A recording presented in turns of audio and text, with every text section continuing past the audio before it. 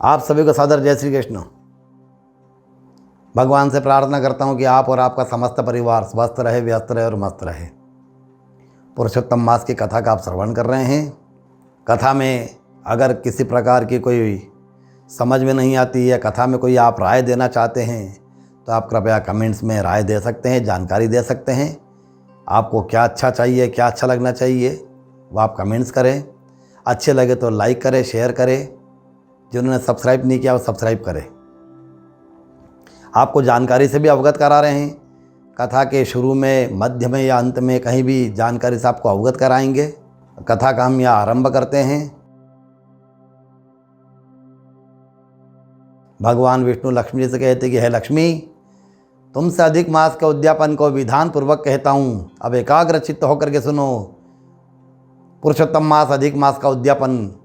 अधिक मास में नियम पूर्वक व्रत रखना, अखंड दीप और मौन व्रत धारण आदि के साथ नित्य भगवान पुरुषोत्तम का पूजन करना, अपनी शक्ति के अनुसार अनेक प्रकार के दान करना, अनेक प्रकार की पदार्थ को दान करना, वस्तुएं दान करना, भगवान नाम का स्मरण करना, भजन कीर्तन करना, भगवान के पाठों, भगवान के नामों का श्रवण करना, नामों का जाप करना, संपूर्ण मास को श्रद्धापूर्वक व्यतीत करना और अंत में उद्यापन करना आवश्यक होता है।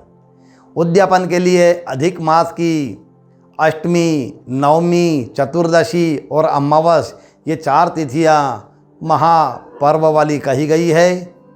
अष्टमी, नवमी, चतुर्दशी और अमावस, ये 4 तिथियों पे इनका ज़्यादा विशेष महत्व रहता है।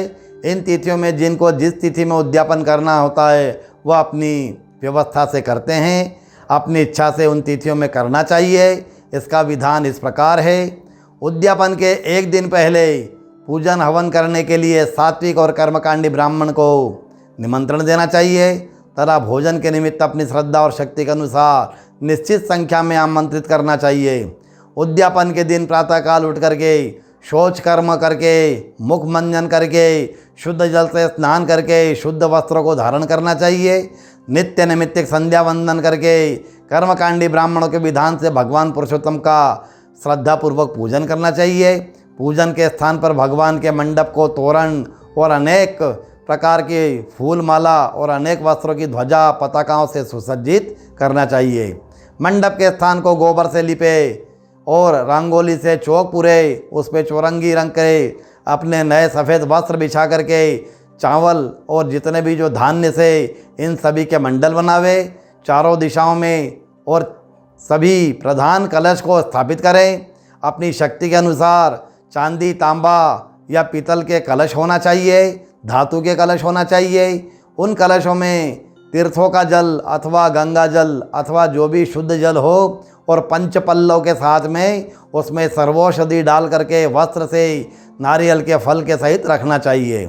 उन कलशों में क्रम से संकर्षण, वासुदेव, प्रद्युम्न, अनिरुद्ध, इन सभी का आह्वान करें, ध्यान करें और मध्य में प्रधान कलश पर सोने की बनाई हुई राधा जी के सहित भगवान पुरुषोत्तम की मूर्ति को प्राण प्रतिष्ठा करके और उनको स्थापित करना चाहिए। स्वर्ण की प्रतिमा का बताया। अगर आपकी श्रद्धा नहीं हो पाती हो स्वर्ण की, तो आप रजत की यानी चांदी की भी ले सकते हैं और उसका मूर्ति का प्राण प्रतिष्ठा करें और स्नान करावे। चारों कलशों में पाद्य अर्घ्य श्रद्धापूर्वक प्रदान करें। यज्ञोपवीत चंदन, गंध, धूप, दीप, नैवेद्य, पुष्पमाला अर्पण करें। भगवान पुरुषोत्तम को पुरुष योग्य वस्त्र, अलंकार, अंगूठी और राधा जी को स्त्री योग्य वस्त्र, साड़ी, ब्लाउज, श्रृंगार सामग्री, चूड़ी, पाइजेब, बिंदिया, ये जितने भी आइटम श्रृंगार के रहते हैं ये सब इनको स्प्रे है, कांच है, कंगा है, नेल पॉलिश है, सुगंधित तेल है, चांदी की पायल है, बिछिया है,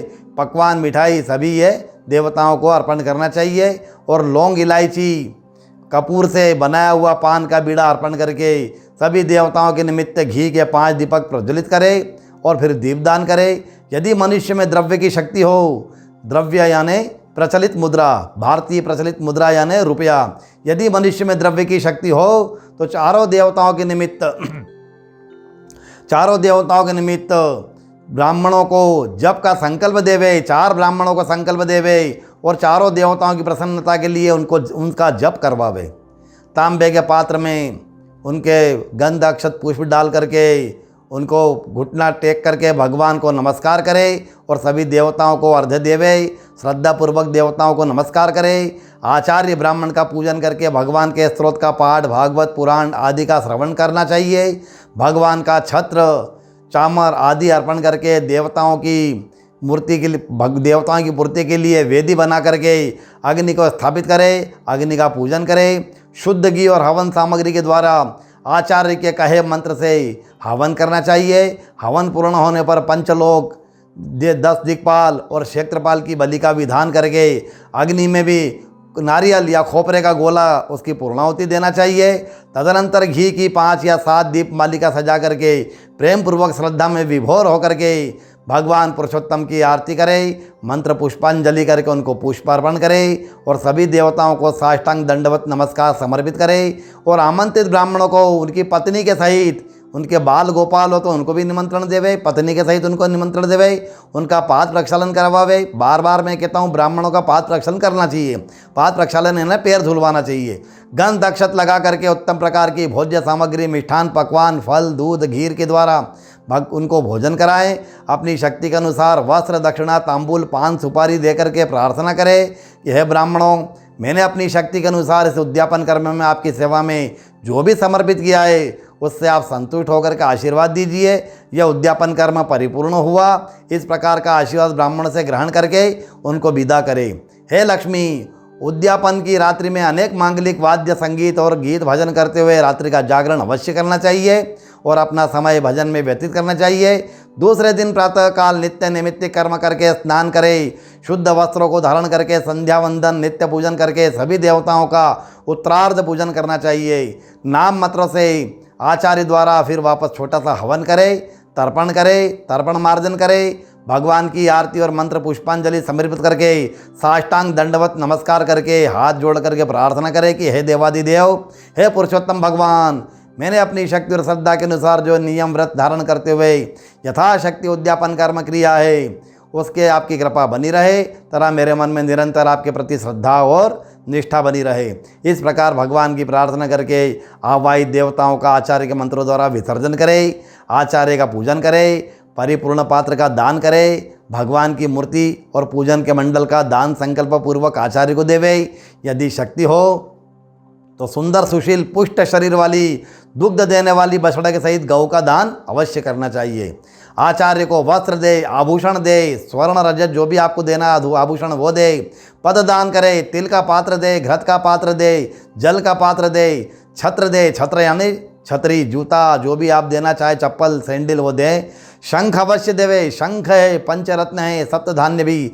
श्रीमद् भागवत का दान अपनी श्रद्धा और शक्ति के अनुसार द्रव्य का लोभ त्याग करके, नगद रुपयों का लोभ त्याग करके दान अवश्य करना चाहिए। 1000 कन्यादान, सैकड़ों वाजपेयी यज्ञ करने से, तरह अनाज से परिपूर्ण क्षेत्र का दान करने से और अनेक तुला दान करने से जिस पुण्य की प्राप्ति होती है उससे 1000 गुना पुण्य की प्राप्ति श्रीमद् भागवत का दान करने वाले से होती है। कांसे के अथवा तांबे के, पीतल के पात्र में 33 मालपुआ या अनारस रख करके कपड़े से ढक करके व्रत की संपूर्णता प्राप्त करने के लिए आचार्य को संकल्प पूर्वक दान करें। इस अपूप दान से, अपूप यानी मालपुए के दान से अधिक मास के व्रत नियम की पूर्णता प्राप्त होती है। इसलिए अपूप दान यानी मालपुआ दान अवश्य करना चाहिए। अगर मालपुआ, अनारस बनाने का साधन ना हो तो इसको बनाने की कच्ची सामग्री का दान करना चाहिए। साथ में द्रव्य दक्षिणा देना चाहिए ताकि वह जिस ईंधन पे पकाए, आजकल आधुनिकता हो गई, ईंधन तो नहीं, गैस पे जला बनाते हैं, तो ब्राह्मण को उसका खर्चा दे करके और ब्राह्मण को भगवान का स्वरूप मान करके उत्तम प्रकार के खाद्य सामग्री, मिष्ठान, मेवा, फल आदि का भोजन करा करके, पान, सुपारी, लौंग, इलायची दे करके उपरोक्त वस्तुओं का यथाशक्ति दान अवश्य देवे और श्री कृष्णार्पणमस्तु ऐसा कह करके वह जल छोड़ देवे। मंत्रहीनम क्रियाहीनम ऐसा बोल करके उनसे प्रार्थना करें। भगवान पुरुषोत्तम की वंदना करके आचार्य ब्राह्मण को दक्षिणा देवे, वस्त्र देवे, भोजन करावे और फिर उनको विदा करे और फिर उसके बाद स्वयं प्रसाद ग्रहण करे यानी भोजन ग्रहण करे। अपनी शक्ति के अनुसार गरीबों को भी, शिक्षार्थियों को भी भोजन करावे, अन्नदान देवे। यदि कोई मनुष्य अष्टमी या नवमी को उद्यापन करना चाहे तो उसके उद्यापन के बाद की अमावस्या तक नित्य प्रति की तरह पूजन करते रहना होगा। ऐसा पूजन उसमें बीच में नहीं छूटेगा। ये आपको जो अभी जानकारी दी है तो पूजन चलता रहेगा। और अमावस्या की रात्रि को मांगलिक वाद्य संगीत भजन कीर्तन करते हुए रात्रि जागरण करते रहे और दूसरे दिन आचार्य के द्वारा उत्तरार्ध पूजन का विधान करके विसर्जन करावे। आचार्य का पूजन, भोजन और दान योग्य सामग्रियों का दान करे, क्षमा याचना करे और विधान से कर्म करके यथाशक्ति दक्षिणा और जल हाथ में लेकर के कृष्णार्पणमस्तु ऐसा कह करके जल छोड़ दे। ब्राह्मण का आशीर्वाद ग्रहण करे, ब्राह्मण को फिर विदा करे और उसके बाद स्वयं फिर भोजन करे। हे लक्ष्मी, इस प्रकार विधान पूर्वक जो मनुष्य अथवा स्त्री अधिक मास का उद्यापन कर्म करेंगे वे सभी प्रकार की बाधाओं से मुक्त होकर के, दुख दारिद्र्य और जन्म जन्मांतर के पापों से मुक्त होकर के सुख शांति संतति संपत्ति तथा यश कीर्ति धन धान्य से परिपूर्ण होंगे और सांसारिक जीवन व्यतीत करके अंत में अक्षय पद अर्थात यानी 84 लाख योनि में भ्रमण करने की बाधा से वे मुक्त होकर के अनंत में लीन होकर के भगवान के चरणों में मोक्ष को प्राप्त होंगे। कथा को हम यहीं आज विश्राम देते हैं। आज हम आपको एक प्रयोग बताते हैं। अगर आपका कोई कार्य सिद्ध नहीं होता है, किसी की कोई बाधा आती है, अगर वो बाधा आपको आती है कार्य में, तो जब भी आप घर से निकले तो अपना दाहिना पैर पहले बाहर निकाले। दाहिना पैर यानी राइट लेग, सीधा पाँव, दाहिना पैर सीधा राइट वाला पहले बाहर निकाले और अपने इष्ट का या अपने पितरों का स्मरण करके निकले। बिल्कुल आपका कार्य सिद्ध होगा, गारंटीड कार्य सिद्ध होगा। जिस कार्य के लिए आप जाएंगे विजय श्री प्राप्त करके आएंगे। अगर मेरी ये जानकारी आपको अच्छी लगी हो तो कृपया लाइक करें, कमेंट्स करें, शेयर करें और जिन्होंने सब्सक्राइब नहीं किया वो सब्सक्राइब करें। सभी को सादर जय श्री कृष्ण।